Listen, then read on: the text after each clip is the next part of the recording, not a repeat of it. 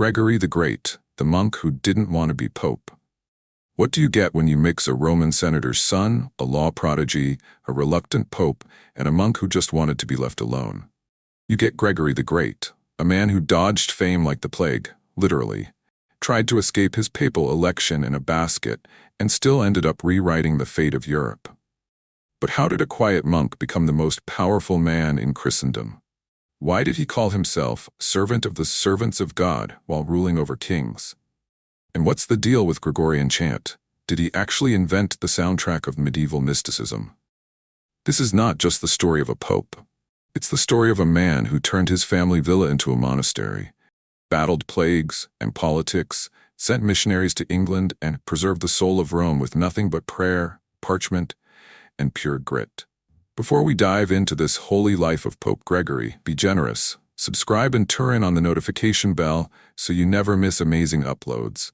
We've got it all. Gregory was born around 540 AD in Rome, back when the city was less eternal and more eternally under siege. The Western Roman Empire had collapsed, the Ostrogoths had moved in, and the Lombards were knocking on the gates. Rome was a shadow of its former self. Think less marble columns, more plague and potholes. But Gregory, he was born into the crème de la crème of Roman aristocracy. His father, Gordianus, was a senator and the prefect of Rome. His mother, Silvia, and his aunt, Tarsila, not Pia, though she's often confused in legend, were so holy they were later canonized. Basically, Gregory's family tree was a cathedral. Gregory was a brilliant student. He studied law, theology, and probably how to dodge political backstabbing with grace.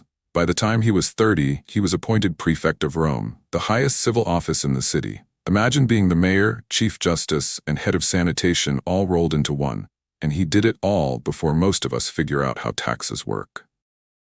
But Rome was in chaos. Plague, famine, and barbarian invasions were the daily headlines. Gregory, despite his cushy title, was spiritually restless. So when his father died, he did something radical. He turned the family villa on the Celian Hill into a monastery. That villa still exists today as San Gregorio Magno al Celio. Gregory dove into monastic life like a man who'd just deleted his LinkedIn account. He wore simple robes, fasted, prayed, and studied scripture. He was so committed to humility that he even refused to eat until sunset, which, let's be honest, is basically medieval intermittent fasting. But word of his intellect and piety spread like wildfire.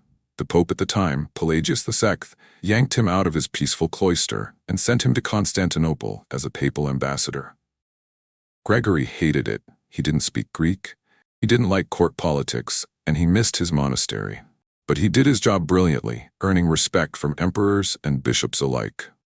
In 590 AD, Rome was hit by another plague.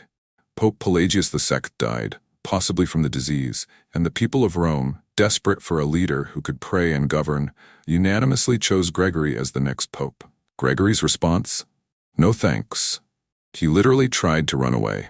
He wrote letters begging the emperor not to confirm his election. He even hid in a basket and tried to sneak out of the city. But Rome found him, dragged him back, and on September 3, 590, he was consecrated as Pope Gregory I.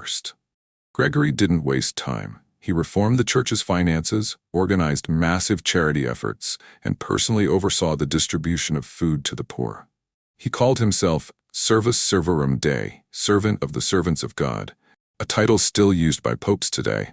He also sent missionaries to convert the Anglo-Saxons in England, famously dispatching St. Augustine of Canterbury. Legend has it Gregory saw some fair-haired English slaves in the Roman market and said, "They're not Angles, they're angels." Dad joke level, papal. Maybe. Probably. Sort of. While it's debated whether Gregory personally composed the music, he definitely organized and promoted the use of plain chant in the liturgy. Over time, this evolved into what we now call Gregorian Chant, the haunting, beautiful music that still echoes in cathedrals today. It's the oldest form of music we have in its original notation. Gregory was also a prolific author. His most famous works include the Dialogues, Miracle Stories, and Saintly Biographies, Pastoral Rule, a guidebook for bishops that became a medieval bestseller, Homilies on Ezekiel and the Gospels, deep theological reflections. He wrote with clarity, humility, and a deep concern for the soul. His writings shaped medieval theology and pastoral care for centuries. Gregory ruled as pope for 14 years, dying on March 12, 604 AD. He was buried in St. Peter's Basilica and was later canonized as a saint. His feast day is celebrated on September 3rd in the Western Church. He left behind a church stronger than he found it, a city more stable, and a legacy that earned him the title Gregory the Great. Not bad for a guy who just wanted to be left alone in a monastery. Pope Gregory first didn't seek power, but when it found him, he wielded it with humility, brilliance, and compassion. He bridged the ancient world and the medieval one, preserved the soul of Rome, and gave the Church a voice that still sings today. If this journey through plagues, politics, and papal power has you hooked, don't just watch history, be part of it.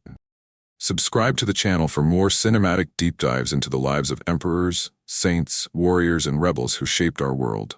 Hit the notification bell so you never miss a moment of drama, intrigue, and legacy. Because here, history isn't just told, it's experienced.